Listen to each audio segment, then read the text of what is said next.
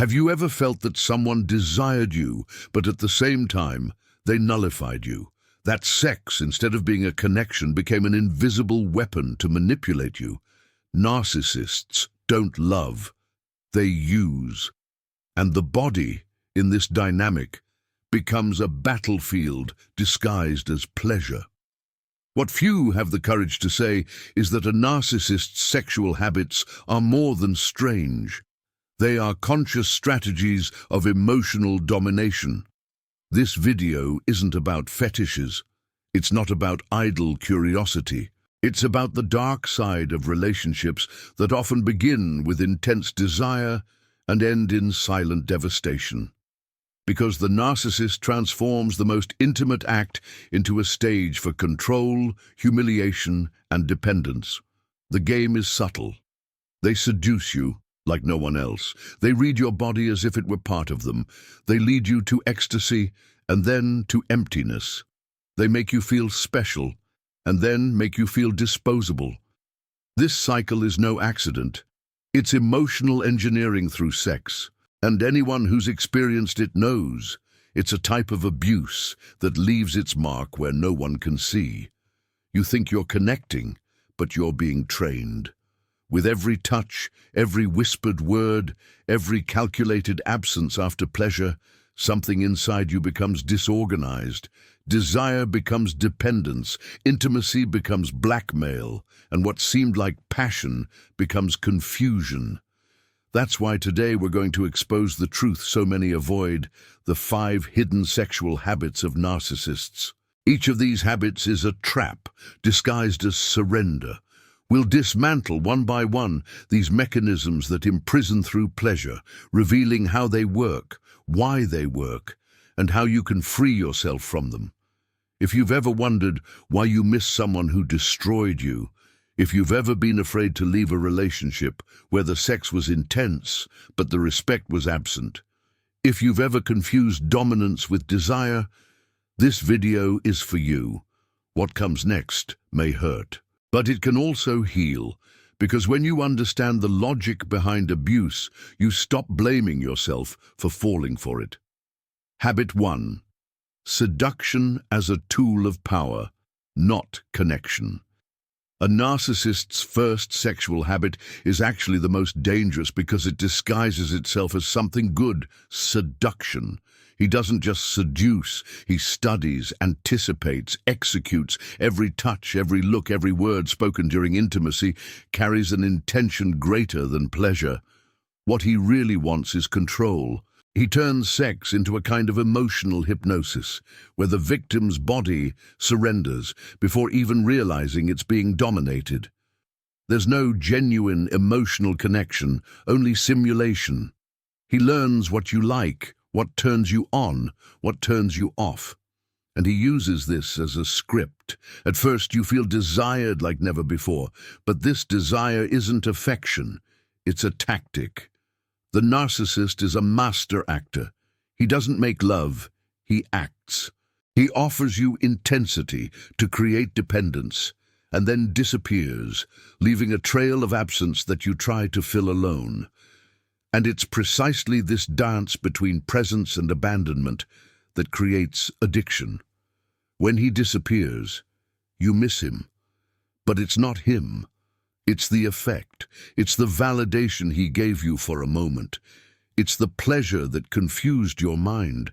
The narcissist doesn't want your body. He wants your attachment. He knows that if he dominates your mind through sex, you'll become more tolerant of all the other abuses that will come later. At this point, seduction ceases to be an innocent game and becomes a power strategy. You feel special, chosen, unique. But behind this lies a construct. He plants insecurities while offering pleasure. He creates a relationship where you begin to measure your worth by his desire. And this is the beginning of emotional slavery. The cruelest thing is that this manipulation doesn't feel like abuse. It feels like romance. It feels like chemistry. It feels like destiny. And that's exactly what makes it so difficult to identify. Because when sex becomes the only time you feel seen and validated, You begin to accept crumbs in the name of a false connection. The narcissist is a master at giving you just enough to make you want more. Never everything. Never completely. And as long as you're chasing that initial feeling he gave you, you'll remain trapped, not by his body, but by the cycle he created to keep you under control. Habit 2. Using sex as punishment and reward. A narcissist doesn't have sex just for desire. He uses sex as an emotional bargaining chip, a mechanism of psychological control. When you please him, he rewards you with affection, attention, and intense intimacy. But when you question him, impose limits, or simply don't meet his expectations, he punishes you with rejection, coldness, silence, and especially with the complete withdrawal of physical affection. This isn't random. It's a conditioning ritual. With every behavior he approves, you receive sexual approval. Every time you try to assert yourself or demonstrate autonomy, he backs down and deprives you of any display of desire. Little by little, you condition yourself to seek his acceptance. You begin to act submissively just to receive a modicum of affection in return, even if that affection is soon met with contempt. The most perverse part is that, in this process, sex ceases to be a mutual expression of pleasure and becomes a kind of merit system. You begin to wonder what you did wrong to make him not feel like it. The lack of intimacy becomes emotional punishment. And worse, he may even accuse you of being needy, insecure, and exaggerated, while denying you the bare minimum of affection a healthy relationship requires. This habit creates brutal internal turmoil. You feel guilty for wanting intimacy. And when you do have it, you feel like you have to earn it. Your body becomes a silent battlefield where you fight for validation, and even when he gives in and seeks you out, it's as if he's doing you a favor. The sexual act, which should be a space of surrender and safety, becomes a test you must pass to maintain the bond. This traps you in a state of constant vigilance. You begin to regulate your emotions, your words, your gestures, all with the unconscious goal of not activating the trigger that will make him pull away. This dynamic puts you on chronic alert. You stop being yourself and become a version shaped by the fear of rejection. This is where emotional abuse blends with sexual abuse in a subtle but devastating way, because what's at stake isn't just your body, it's your dignity, your self-esteem, your right to be loved without needing to conform, deny yourself, or feel guilty. Sex, in the hands of a narcissist, isn't pleasure, it's strategy. And recognizing this pattern is a fundamental step toward reclaiming the power you've been conditioned to give away. Habit 3. Objectification disguised as intensity. At first, everything seems magical. He looks at you as if you're the only person in the world. He says he's never felt anything so strong, that your connection is rare, unique, spiritual, and when sex happens, it feels almost transcendental. But over time, you realize there's something strange about that intensity. It's never about you as a person, but about what you represent to him. The narcissist doesn't have sex with you. He has sex with what you activate in him, be it power, status, desire for possession, or public image. You become an object for him to see himself, and that's why he observes you so much. That's why he molds you. That's why he demands so much of you in bed. What seems like passion is, in fact, an obsession with control and self-affirmation. During the act, what matters isn't your genuine surrender, but your performance. And that performance needs to follow a script he's written. He sets the pace, the rules, the limits. Any expression of sexual autonomy that doesn't align with their expectations is criticized, rejected, or used against you later. You begin to police yourself even at the moment you should be most free, in pleasure. This objectification is subtle but devastating. You become a stage for the narcissist to stage his grandiosity, and when you begin to feel disconnected, used, emptied, he accuses you of being cold, distant, and ungrateful. But deep down, what has cooled is the safe space where your individuality could exist. The cruelest thing is that in many moments you still feel desire for him. You still miss that intensity. And this confuses you. How can I want someone who treats me like an object? That's the trap. Because desire has been manipulated from the start. He built a chemical and emotional dependence in you, and now uses it as a tool for revenge. This habit creates a deep rift between body and soul. You feel like you're giving everything, but you remain invisible. And the more invisible you feel, the more you try to show yourself.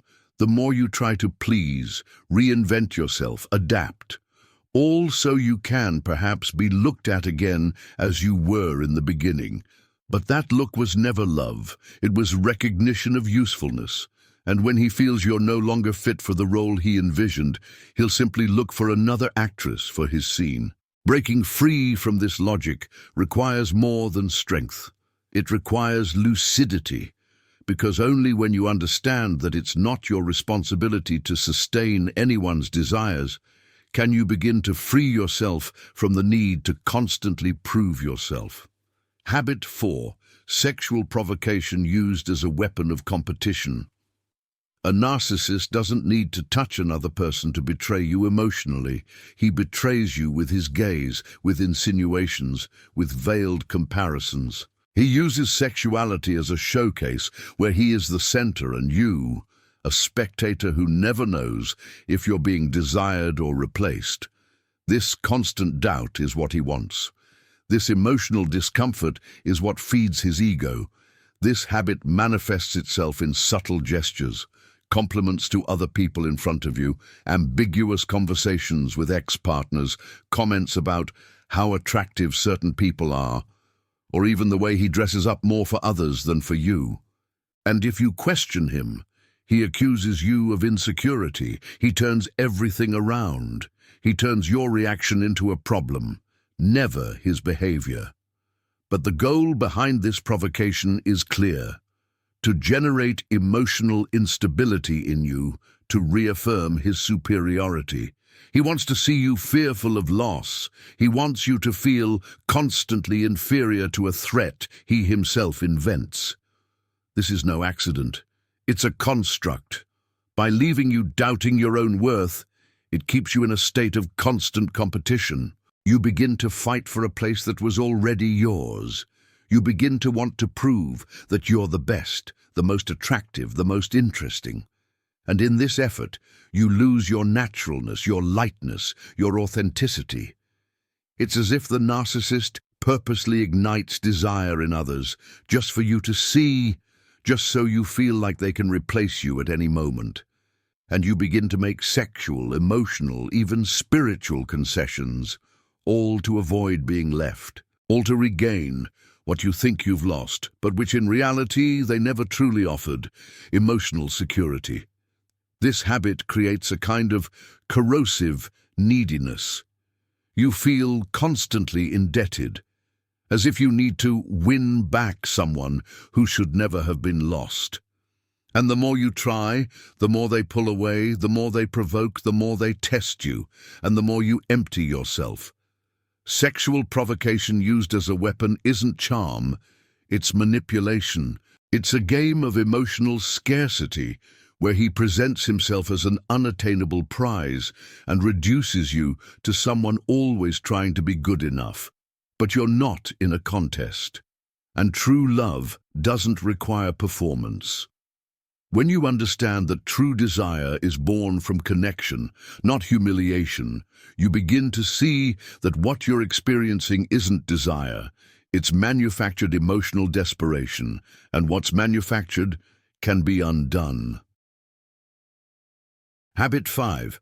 Post-sex emotional discarding as a form of psychic annihilation. This is perhaps the cruelest habit of all.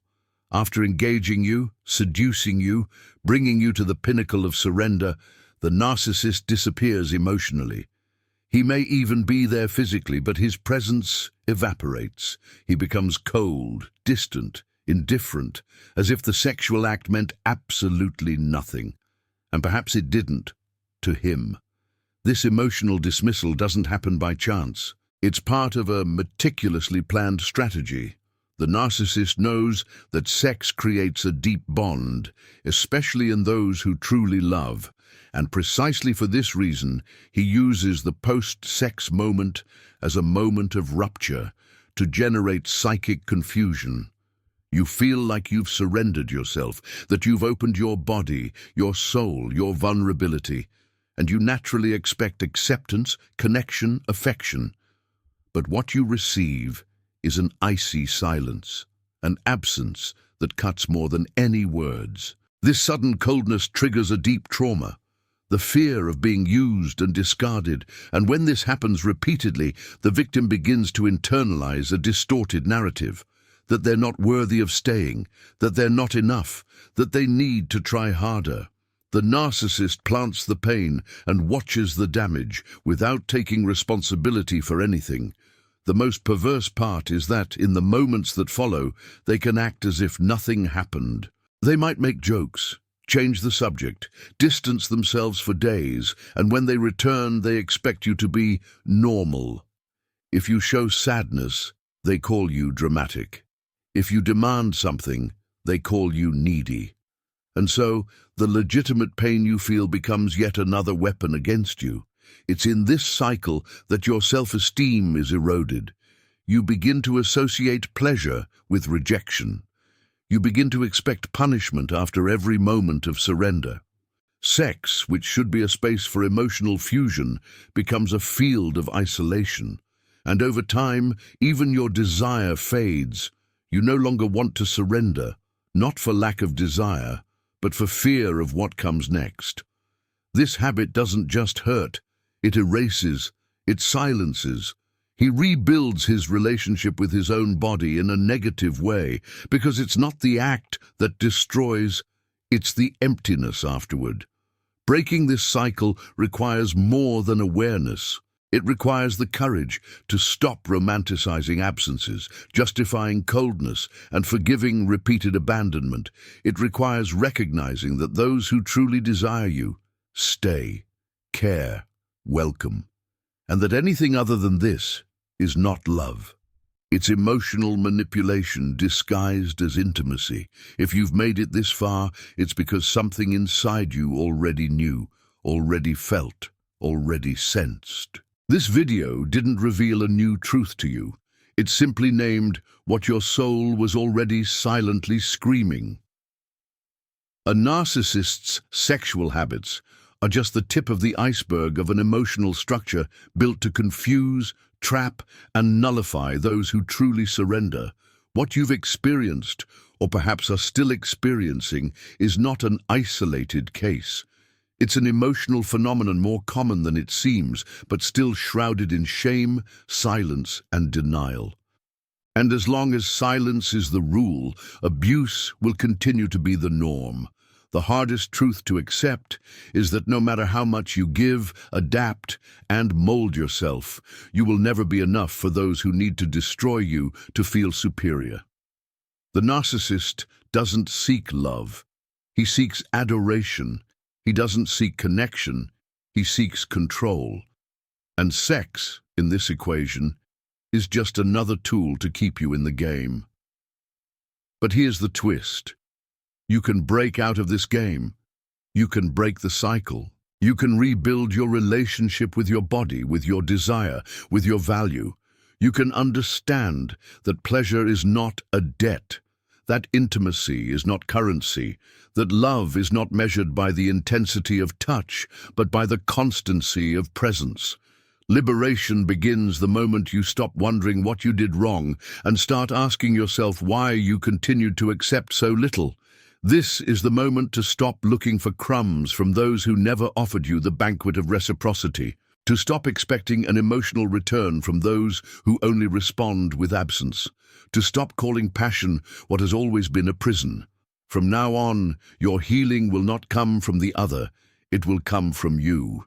from your gaze that refuses to be silenced, from your intuition that no longer accepts being silenced, from your courage to say, "This is not love, this is not for me, and I deserve so much more."